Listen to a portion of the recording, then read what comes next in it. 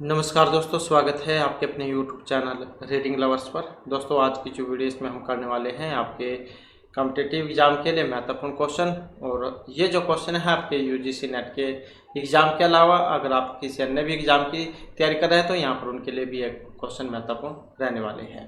और ये जो है यहाँ पर क्वेश्चन है यूजीसी नेट का पूर्व एग्ज़ाम हुआ था तो उसमें क्वेश्चन पूछे गए थे। तो हमारा यहाँ पर पहला क्वेश्चन रहेगा, निम्नलिखित में से किस शिक्षण स्तर में अधिगमकर्ता को अवधारणाओं के सकारात्मक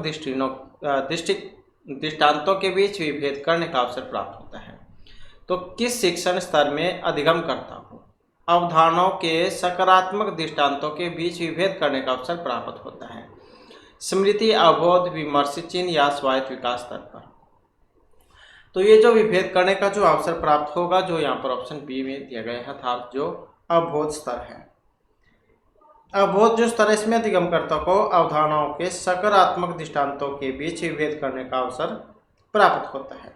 अवबोध स्तर के शिक्षण की पहली शर्त स्मृति स्तर के शिक्षण का होना है। स्मृति स्तर के शिक्षण के बिना वांछित परिणाम प्राप्त करने की आशा करना मात्र कल्पना है। अवबोध स्तर पर विद्यार्थियों को सामान्यीकरण तथा सिद्धांत एवं तथ्यों के संबंधों में बोध कराने पर बल दिया जाता है। यदि शिक्षण को अपने इस प्रयास में सफलता मिलती है तो विद्यार्थियों में नियमों को पहचानने, समझने तथा उन्हें प्रयोग करने की क्षमता विकसित हो जाती है। इन प्रयासों के परिणामस्वरूप शिक्षण अर्थपूर्ण हो जाता है। तो यहाँ पर जो है इसमें अवबोध स्तर जो है इसको माना गया है। इसके बाद आ जाता है शिक्षण के दौरान किसी शिक्षक के वे कथन जो विद्यार्थियों को स्वयं या दूसरे के किसी उत्तर को सविस्तार प्रतिपादित करने के लिए प्रोत्साहित करते हैं, इन्हें कहा जाता है संरचना, अनुदेशात्मक विविधता, अधिगम प्रक्रिया में संलिप्तता या फिर विशेष परीक्षा। तो शिक्षण के दौरान किसी शिक्षक के वे कथन जो विद्यार्थियों को स्वयं या दूसरे के किसी उत्तर को सविस्तार प्रतिपादित करने के लिए प्रोत्साहित करते हैं तो उन्हें कहा जाएगा विशेष परीक्षा, जो यहाँ पर ऑप्शन बी में दिया गया है। तो विशेष परीक्षा शिक्षण पद्धति में प्रयोग किए जाने वाले उस पद की ओर इंगित करती है जिसमें शिक्षण के दौरान किसी शिक्षक द्वारा विद्यार्थियों को स्वयं या दूसरे किसी उत्तर को सविस्तार प्रतिपादित करने के लिए प्रोत्साहित किया जाता है। विशेष परीक्षा से जो मतलब है ये पूछताछ से है। परीक्षा मतलब पूछताछ से है। और इसके अंतर्गत जो पद हैं जिसमें समस्या का चयन, समस्या का स्पष्टीकरण, समस्या का समाधान हेतु प्रयास, सूचनाओं का इकट्ठा करना, पूछताछ प्रक्रिया का विश्लेषण, तो ये इसमें शामिल है। नेक्स्ट आ जाता है एक प्रभावी शिक्षक बनने की सक्षमता के संदर्भ में निम्नलिखित में से किसे अभिवृत्ति और धारणाओं की बजाय व्यवहारगत कहा जाएगा? एक प्रभावी शिक्षक बनने की सक्षमता के संदर्भ में इनमें से किसे अभिवृत्ति और धारणाओं के बजाय व्यवहारगत कहा जाएगा? नियंत्रण बिंदु, संप्रेषणीयता, प्रबंधन और निगरानी, शिक्षक का उत्साह। और कोट वाला यहाँ पर क्वेश्चन है, सही आंसर है ऑप्शन सी वाला। तो इसमें बी, सी और जो यहाँ पर डी है उसे सही माना गया है कि संप्रेषणीयता, प्रबंधन और निगरानी, शिक्षक और उत्साह। तो इस प्रकार से जो है यहाँ पर सी आंसर हो जाएगा। नेक्स्ट आ जाता है उच्च शिक्षण संस्थाओं में प्रयोग में लाई जाने वाली अध्यापन विधियों की निम्नलिखित सूची में से उन विधियों की पहचान करें जो अधिगमकर्ता केंद्रित होती हैं।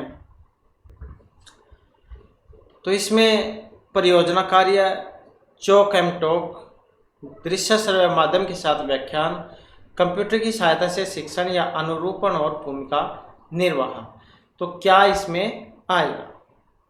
और यहाँ पर भी कोट वाला क्वेश्चन है, सही आंसर जो ऑप्शन बी जो है उसको माना गया है। तो डी और ई, कंप्यूटर की सहायता से शिक्षण, अनुरूपण और भूमिका निर्वाह, तो ये जो है यहाँ पर इसमें माने गए हैं।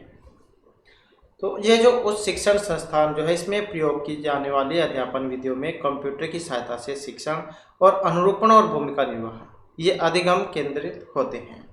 इसके अलावा प्राथमिक और माध्यमिक स्तर पर प्रयोग की जाने वाली अध्यापन विधियों में चौक एंड टॉक, परियोजना कार्य, अतिशस्त्र व माध्यम के साथ व्याख्यान देना आदि शामिल है। नेक्स्ट क्वेश्चन आ जाता है, सूची 1 को 2 के साथ मिलान करना है। तो मिलान करना है यहाँ पर, और मिलान करने में कौन से वाला सही आंसर रहेगा। सही आंसर की बात करें तो यहाँ पर रहेगा ऑप्शन ए वाला, 3 4 2 या 1 2 4 3। तो यहाँ पर अगर हम देखें तो जैसे निर्माणात्मक मूल्यांकन है, तो इसके प्रयोग का प्रयोजन सुधार की गुंजाइश और संभाव्यता की पहचान करने के लिए होता है। समकलनात्मक मूल्यांकन, इसका प्रयोजन अधिगम स्तर आंकना होता है। निष्कर्ष यह निकट संदर्भित परीक्षण, तो यह अधिव्याप्य सूचक मानक संदर्भित परीक्षण, तो यह रिपोर्टिंग के लिए प्रतिशत आधारित रैंक और मानक प्राप्तांक का प्रयोग किया जाता है। तो इस प्रकार से जो है यहाँ पर इनका मिलान होगा। इसके बाद है परिकल्पनात्मक निगमनात्मक शोध प्रतिमान का प्रयोग करने में निम्नलिखित में से किस क्रम को उपयुक्त माना जाता है। तो कौन सा क्रम यहाँ पर इसमें सही माना गया है। तो यहाँ पर जो इसमें सही है ऑप्शन बी वाला, शोध समस्या निर्धारित करना, परिकल्पना निर्माण, परिकल्पना परीक्षण, सामान्यीकरण पर पहुंचना और निष्कर्ष। इसके बाद है इनमें से कौन सी शोध प्रक्रिया पराविधेयात्मक उपागम के अंतर्गत आएगी। मानकीय सर्वेक्षण, प्रयोगमूल अध्ययन, निरजातीय वर्णन संबंधी अध्ययन या कार्योत्तर अध्ययन। तो कौन सी शोध प्रक्रिया पराविधेयात्मक उपागम के अंतर्गत आएगी, कौन सी आएगी, जो ऑप्शन सी में दी गई है। तो ये है शोध प्रक्रिया जो पराविधेयात्मक उपागम के अंतर्गत आएगी, तो निरजातीय वर्णन संबंधी अध्ययन। इसके बाद है कोई महाविद्यालय अध्यापक एक शोध कार्यक्रम तैयार करता है जिसमें उसका उद्देश्य अध्यापक के दौरान अपनी कक्षा में सामाजिक भावनात्मक पहलू को सुधारना है। इस संदर्भ में निम्नलिखित में से कौन सी शोध विधि उपयुक्त मानी जाएगी। प्रयोग, वर्णनात्मक, ऐतिहासिक या क्रियात्मक अनुसंधान विधि। तो कोई महाविद्यालय अध्यापक एक शोध कार्यक्रम तैयार करता है, उसमें उसका उद्देश्य अध्यापक के दौरान अपनी कक्षा में सामाजिक भावनात्मक पहलू को सुधारना है।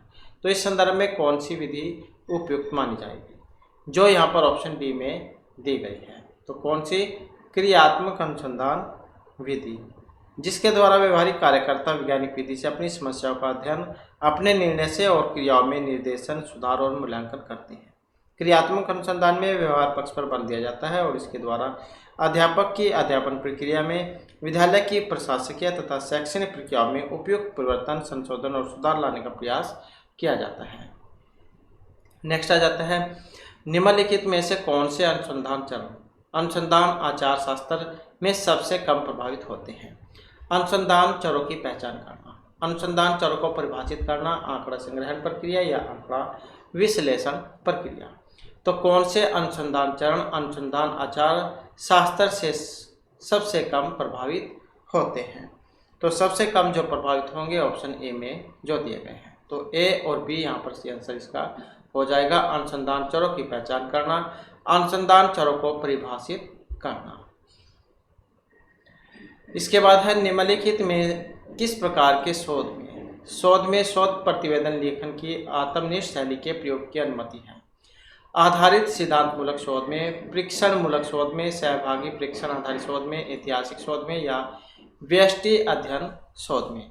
तो कौन से वाला यहाँ पर सही आंसर है। तो यहाँ पर देखें तो जो ऑप्शन डी में दिया गया है, ए, सी और ई को यहाँ पर सही माना गया है। आधारित सिद्धांत मूलक शोध, सहभागी प्रेक्षण आधारित शोध और व्यष्टि अध्ययन शोध।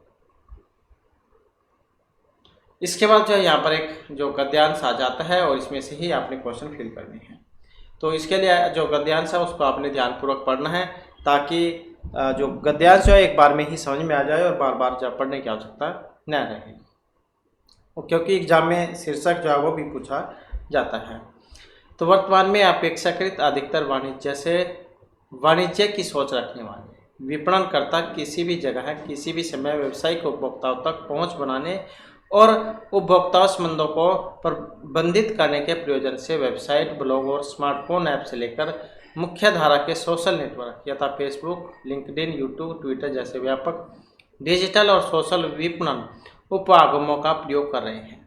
डिजिटल और सोशल विपणन व्यवसायिक उपभोक्ताओं को शामिल करने हेतु बहुत ही तेज रफ्तार से एक नया मंच बना है।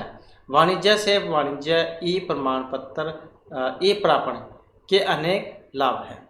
प्रथमतः इससे लेन देन की लागत कम होती है और इसकी परिणति क्रेता और आपूर्तिकर्ता दोनों के लिए अपेक्षाकृत अधिक कुशल खरीद में होती है। ई प्रापण से ऑर्डर प्राप्त होने और सुपुर्दगी के बीच का समय घटता है तथा वेब आधारित कार्यक्रम से पारंपरिक मांग पत्र और ऑर्डर प्रतिक्रियाओं से जुड़ी कागजी कार्य समाप्त होता है तथा इससे किसी संगठन को अपनी सभी खरीदों का बेहतर लेखा जोखा रखने में सहायता मिलती है। इसलिए लागत एवं समय की बचत के अलावा ई प्रापण क्रेता को कड़े परिश्रम और कागजी कार्रवाई से मुक्त करता है। फलतः यह उन्हें अपेक्षाकृत कहीं अधिक महत्वपूर्ण मुद्दों यथा बेहतर आपूर्ति स्रोत का पता लगाने तथा लागत घटाने और नए उत्पाद विकसित करने हेतु आपूर्तिकर्ताओं के साथ काम करने के लिए आज़ादी प्रदान करता है। हालांकि तेजी से बढ़ते ई प्रापण से कुछ परेशानियां भी सामने आई है। उदाहरण के लिए एक और जहां इंटरनेट आपूर्तिकर्ताओं और उपभोक्ताओं के लिए यह व्यवसाय संबंधी आंकड़े साझा करने और यहां तक कि उत्पाद के डिजाइन में सहयोग को संभव बनाता है, वहीं दूसरी ओर यह दशकों पुराने उपभोक्ता और आपूर्तिकर्ता संबंधों में क्षण भी लाता है। अनेक क्रेता इंटरनेट की ताकत का प्रयोग खरीद दर खरीद आधार पर आपूर्तिकर्ताओं को आमने सामने रखने और बेहतर सौदा उत्पाद एवं सौदे में लगने वाले संपूर्ण समय की छानबीन करने के लिए करते हैं। ई प्रापण से सुरक्षा संबंधी बड़ी चिंताएं भी उभरती हैं। यद्यपि घरेलू क्रय विक्रय को बुनियादी एन्क्रिप्शन के माध्यम से सुरक्षित किया जा सकता है, परंतु व्यवसाय के लिए जिस तरह की गोपनीयता बातचीत की जरूरत होती है उसमें गोपनीयता को बनाए रखने हेतु अपेक्षित सुरक्षित वातावरण की अभी भी कमी है। इसके बाद फिर यहाँ पर जिसमें क्वेश्चन आंसर आ जाते हैं। तो क्वेश्चन है कि जैसे वाणिज्य से वाणिज्य की सोच रखने वाले प्रबंधकों की वर्तमान जो रणनीति कौन सी है?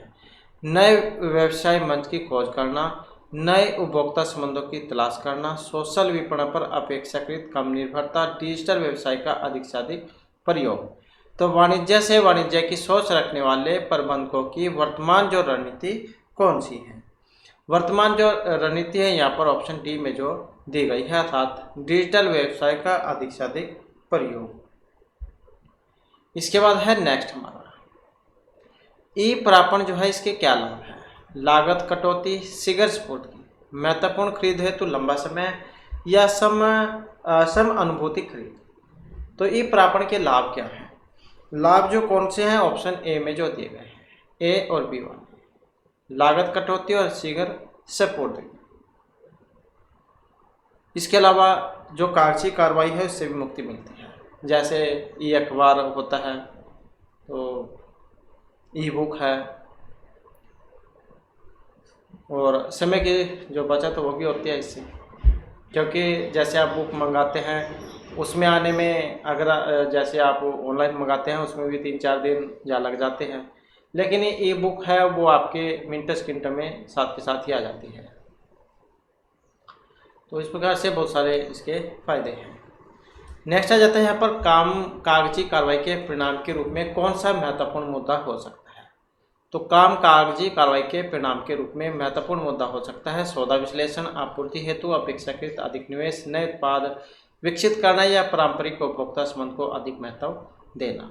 तो कागजी कार्रवाई के परिणाम के रूप में कौन सा महत्वपूर्ण मुद्दा हो सकता है? जो यहाँ पर ऑप्शन सी में दिया गया है, नए उत्पाद विकसित करने का। इसके बाद है इंटरनेट की ताकत के संदर्भ में ई प्रापण का मुख्य मुद्दा क्या हो सकता है? क्रेता और विक्रेता दोनों के लिए अलग अलग खरीद, उपभोक्ताओं के साथ व्यावसायिक आंकड़े साझा करना, उत्पादों की प्रतिस्पर्धात्मक आपूर्ति या बेहतर खरीद सौदे। तो इंटरनेट की ताकत के संदर्भ में ई प्रापण का मुख्य मुद्दा क्या हो सकता है, जो यहाँ पर ऑप्शन सी में दिया गया है, उत्पादों की प्रतिस्पर्धात्मक आपूर्ति। इसके बाद है अनुच्छेद में किस बात पर बल दिया गया है। कह सकते हैं कि शीर्षक एक तरीके से आपूर्तिकर्ताओं की ताकत पर, बुनियादी बिजनेस डाटा इंक्रिप्शन पर, व्यवसाय का आपूर्ति पक्ष पर या ई प्रापण की प्रमुख विशेषताओं पर। अनुच्छेद में किस बात पर बल दिया गया है, जो यहाँ पर ऑप्शन डी में दी गई है, ई प्रापण की प्रमुख विशेषताओं पर। नेक्स्ट आ जाता है संप्रेषण की प्रक्रिया में जब प्रदाता और आदाता संदेश भेजने और प्राप्त करने के संदर्भ में अपनी भूमिकाओं की अदला बदली करते हैं तो यह कहलाता है सार्वभौम प्रतिरूप, समव्यवहारात्मक प्रतिरूप, एकल प्रभाव प्रतिरूप या बहुलवादी प्रतिरूप। तो संप्रेषण की प्रक्रिया में जब प्रदाता और आदाता संदेश भेजने और प्राप्त करने के संदर्भ में अपनी भूमिकाओं की अदला बदली करते हैं तो ये क्या कहलाता है, ये कहलाता है समव्यवहारात्मक प्रतिरूप। नेक्स्ट है संप्रेषण में विद्यार्थियों की सहभागिता को प्रोत्साहित करने वाला शिक्षक निम्नलिखित में से किन्हें सुनिश्चित करेगा।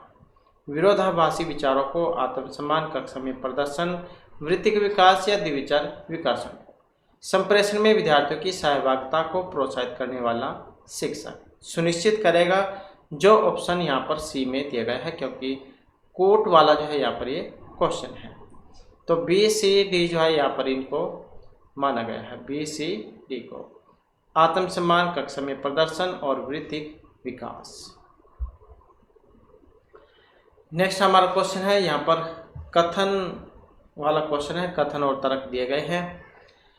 तो यहाँ पर अभिकथन ए है, समूह चर्चा में कुछ सहभागी बड़ी बड़ी बातें करते हैं, और इसका तर्क है कि ये विरोधी लोग होते हैं, शांत और प्रतिवादी होते हैं। तो समूह चर्चा में कुछ सहभागी बड़ी बड़ी बातें करते हैं, विरोधी लोग होते हैं, शांत और प्रतिवादी होते हैं। तो कौन से वाला यहाँ पर सही है। अब यहाँ पर कोट वाला क्वेश्चन है ये भी, और ऑप्शन सी जो है इसको माना गया क्योंकि ए तो बात सही है लेकिन जो आर है ये सही नहीं है। तो विरोधी लोग होते हैं और शांत और प्रतिवादी होते हैं, तो ये बात जो है सही यहाँ पर नहीं है।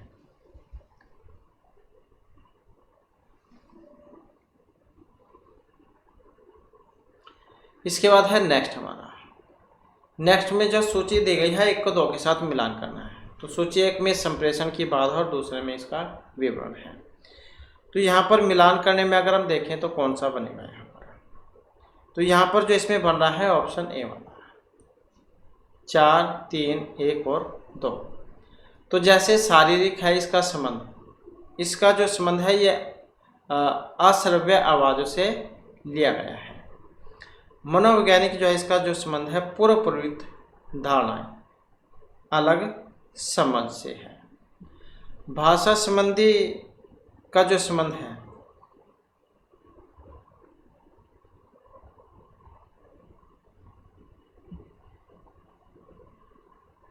तो ये जो मनोवैज्ञानिक जो है इसका था पूर्व प्रवृत्त धारणाएं, और भाषा संबंधी इसका है अलग समझ से, और सांस्कृतिक इसका जो एक बच गया रूढ़िबद्ध धारणाएं।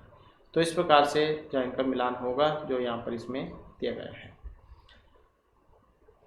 इसके बाद है नेक्स्ट हमारा, जब शैक्षणिक प्रयोजन हेतु संप्रेषण होता है तो घटकों का क्रम, स्रोत, कूटलेखित तर्क, संदेश, विकोडक, फीडबैक क्या होते हैं। जब शैक्षणिक प्रयोजन हेतु संप्रेषण होता है, घटकों का क्रम, घटकों का जो क्रम है ऑप्शन ए में जो दिया गया है, ए बी सी डी और ई वाला। तो A B C D E ऐसे हो गए।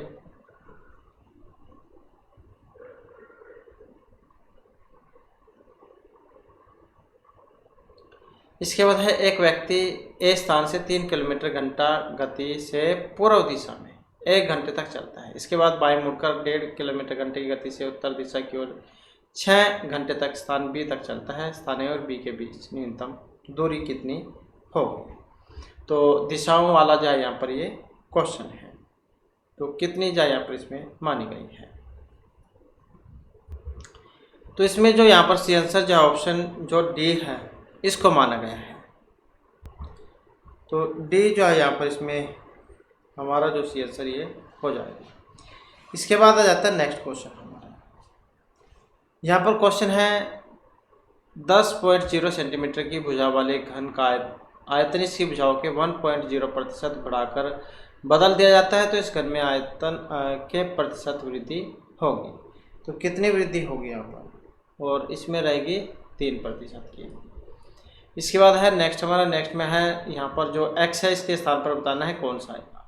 2, 10, 30, 68। तो यहाँ पर जो इनमें अगर हम देखें तो कौन सा जो यहाँ पर आएगा, और यहाँ पर जो ऑप्शन आएगा ये वाला, तो 130 जो है यहाँ पर इसमें आएगा।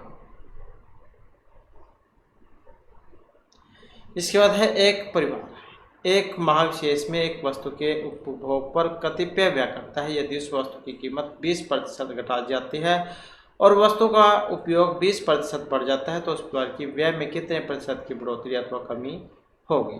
तो ये जो है यहाँ पर ऑप्शन बी को माना गया है, था 4% की। इसके बाद है निम्नलिखित वर्णक्रम पर विचार कीजिए। तो इसमें अगला जो पद है ये कौन सा होगा। तो यहाँ पर इसमें अगला कौन सा होगा, और यहाँ पर देखें तो ऑप्शन रहेगा डी वाला। तो यू, डब्ल्यू और जेड, तो ये जो है यहाँ पर इसमें आएगा। इसके बाद है नीचे 2 तर्क वाक्य दिए गए हैं। सभी दार्शनिक भ्रमणशील होते हैं, सुकरात भ्रमणशील नहीं है। विरोध की क्लासिकी वर्ग में निम्नलिखित में से कौन सा सही उत्तर है। तो कौन से वाला यहाँ पर सही है।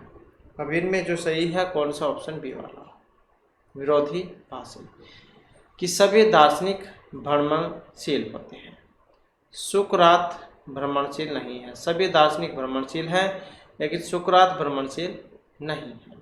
तो इसका मतलब है ये विरोधाभासी होना। नेक्स्ट नीचे एक तर्क वाक्य दिया गया है। महात्मा गांधी को राष्ट्रपिता कहा जाता है। यह निम्नलिखित में से किस प्रकार का क्लासिकी निरपेक्ष तर्क वाक्य है। सार्वभौम विध्यात्मक, विशिष्ट विध्यात्मक, दोनों या कोई सभी नहीं। महात्मा गांधी को राष्ट्रपिता कहा जाता है, यह किस प्रकार का क्लासिकी निरपेक्ष तर्क वाक्य है। जो ऑप्शन ए में दिया गया है, अर्थात सार्वभौम विध्यात्मक। इसके बाद है इनमें से कौन से प्रमाण वैशेषिक दर्शन में स्वीकार किए जाते हैं। प्रत्यक्ष, अनुमान, शब्द, उपमान, अर्थापत्ति या अनुपलब्धि। तो कौन से प्रमाण जो है यहाँ पर वैशेषिक दर्शन में स्वीकार किए जाते हैं, और वैशेषिक जो है इसके अंतर आते हैं ए और बी वाले, प्रत्यक्ष और अनुमान। और मिर्सी जो कणाद है उनके द्वारा रचित है ये वैशेषिक दर्शन। नेक्स्ट है बौद्ध धर्म में निम्नलिखित में से किनको स्वीकार किया जाता है। तो बौद्ध धर्म में किनको स्वीकार किया जाता है। अध्यास, अपोह, भाव, अर्थापत्ति, प्रत्यक्ष, शब्द। तो किसको, और यहाँ पर हमारा आंसर ऑप्शन सी वाला, बी और ई को, अपोह और प्रत्यक्ष को। नेक्स्ट है तर्क संगत युक्ति की प्रवृत्ति क्या होती है। तर्क संगत युक्ति की प्रवृत्ति न्यायोचित और गैर न्यायोचित, सही गलत, वैध या वैध, सत्यापित अथवा असत्यापनीय। तर्क संगत युक्ति की प्रवृत्ति क्या होती है। तर्क संगत युक्ति की प्रवृत्ति, और ये होगी वैध या अवैध। इसके बाद है निम्नलिखित तालिका में किसी जिले विशेष में उत्पादित सब्जियों की मात्रा टन में संबंधी वर्ष भर आंकड़े दिए गए हैं। तालिका में दिए गए आंकड़ों के आधार पर प्रश्नों के उत्तर दीजिए। तो जैसे यहाँ पर ये वर्ष है 2014 से लेकर 19 तक के, और साथ में सब्जियाँ यहाँ पर दी गई है। तो क्वेश्चन है कि किस वर्ष में आलू का उत्पादन उसके औसत उत्पादन से कम रहा है। तो किन वर्षों में आलू का उत्पादन उनके औसत उत्पादन से कम रहा है, किसमें कम रहा है, और जो यहाँ पर ऑप्शन बी में दिया गया है। तो कोट वाला क्वेश्चन है यहाँ पर ये, तो बी जो इसका हो जाएगा किसमें, ए, बी और डी में, 2016, 14 और 2017 में। तो आलू का उत्पादन है यहाँ पर, तो यह आलू का उत्पादन कम रहा है। तो 2014, 16, 17 में, 2014, 16, 17 में। इसके बाद है किस वर्ष टमाटर का उत्पादन सबसे कम है? तो 2014, 16, 17 या 19 किस वर्ष में टमाटर का उत्पादन सबसे कम रहा है? और टमाटर का उत्पादन आप देख सकते हैं किस वर्ष में कम रहा है। तो इसमें अगर हम देखें तो जो है 6 वर्षों के दौरान जो सभी जो जिले हैं इनमें औसत पैदावार,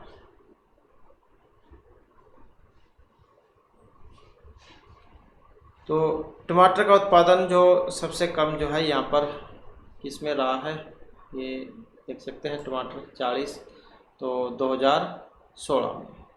तो ऑप्शन हो जाएगा डी वाला। इसके बाद है 2018 में सब्जियों का सकल उत्पादन कितना है?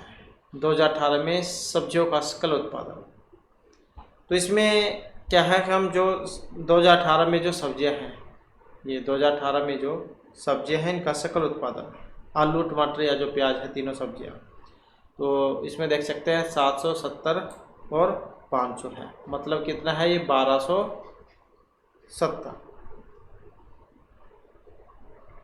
तो 1270 यहाँ पर हो जाएगा। इसके बाद वर्ष 2018 की अपेक्षा 19 में सब्जियों के कुल उत्पादन में कितनी वृद्धि हुई थी? तो कितनी वृद्धि हुई थी यहाँ पर, कब? 2019 में सब्जियों 2018 की अपेक्षा 2019 में। तो 2018 की अपेक्षा 19 में देखनी होगी यहाँ पर। तो इन सभी को जोड़ लेना है, 18, 800, 90 और 600, तो ये हो जाएंगे 1590। 2018 की अपेक्षा 2019 में सब्जियों के कुल उत्पादन में कितनी वृद्धि हुई है? तो ये हो जाएगा इनका 1490 में से 1270, तो ये आ जाएगा 220। तो वृद्धि पूछा गया है तो ये हो जाएगी 220 बटे 1270 गुणा में 100, तो 17.2% की। तो यहाँ पर जो ऑप्शन 2 वाला डी हो जाएगा। तो यहाँ पर जो इसमें 17.2 हो जाएगा। इसके बाद है किस वर्ष में सब्जी की उत्पादकता जो है वो सबसे ज़्यादा थी? तो सबसे ज़्यादा यहाँ पर देख सकते हैं इसमें कौन सी में हुई थी। तो सबसे ज़्यादा आप देख सकते हैं 2000, ये सभी जोड़ने हैं हमें। जब हम 2014 जो इनके जोड़ेंगे तो ये आएगा 550, 300 और 200 550, और 5 और 2 7, तो ये आ जाएगा 770, और 300 400 440, और ये आ जाएगा 4080 और 100, तो ये 400 है यहाँ पर, 400 500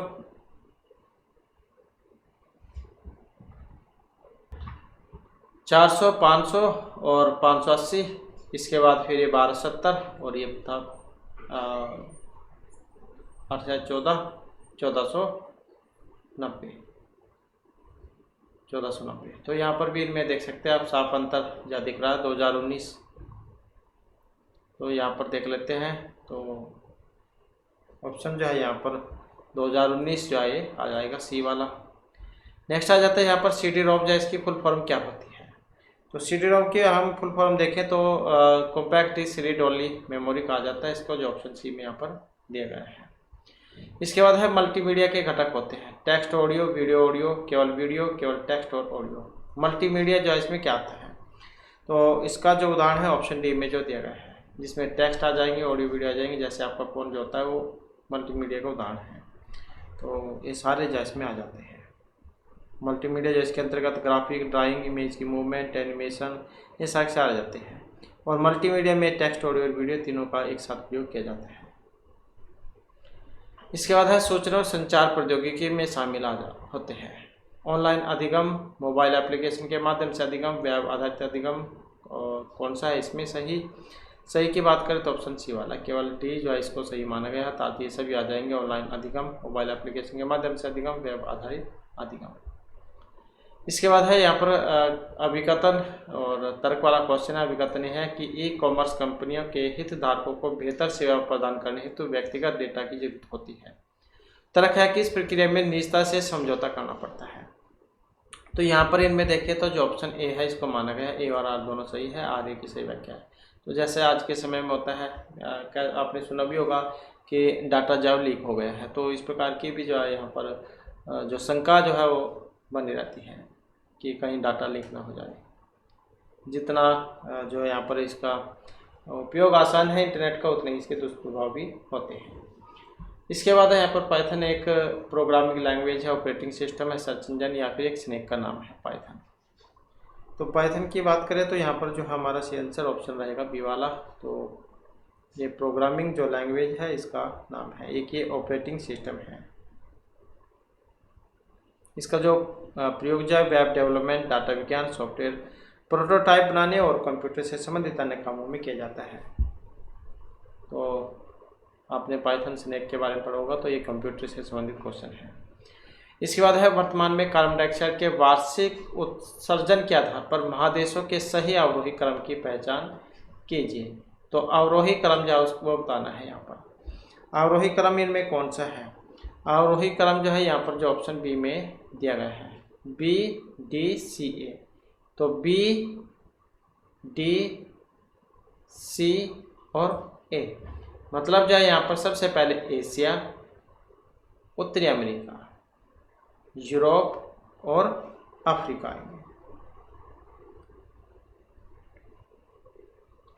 इसके बाद है विकास हेतु वैश्विक सहभागिता के सहस्त्राब्दी विकास लक्ष्य में विशेषकर निम्नलिखित में से किन प्रौद्योगिकियों को लाभ मुहैया कराना विकल्पित है? सूचना संचार, कृत्रिम प्रज्ञा, नाभिकीय प्रौद्योगिकी, ठोस अपशिष्ट उपचार प्रौद्योगिकी। और यहाँ पर हमारा आंसर ऑप्शन ए वाला, तो ये सूचना और संचार है। इसके बाद है प्राकृतिक स्रोतों से निम्नलिखित में से किस प्राथमिक प्रदूषक का वैश्विक उत्सर्जन भार की दृष्टि से सर्वाधिक होता है? Nitric oxide, carbon monoxide, methane या कार्बन डाइऑक्साइड। और यहाँ पर देखें तो ऑप्शन है डी वाला, तो कौन सा है? Carbon dioxide. तो प्राकृतिक स्रोतों से प्राथमिक प्रदूषक का वैश्विक उत्सर्जन सर्वाधिक कार्बन डाइऑक्साइड का होता है।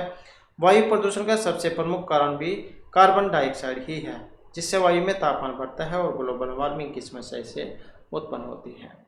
तो यहाँ पर सोचिए एक जो है इसको 2 के साथ मिलान करना है। मिलान करने में हम देखें तो ऑप्शन सी वाला यहाँ पर इसका बनेगा। तो 4, 2, 1 और 3 यहाँ पर इसका बनेगा। तो देख लेते हैं यहाँ पर अधिक ऑक्सीजन की मांग करने वाले जलाशय, तो कौन से हैं? पेपर मिल और खाद्य प्रसंस्करण इकाइयाँ। पादप पोषक तत्व, तो यह है आधुनिक वॉशिंग पाउडर और कृषि अपक्षय।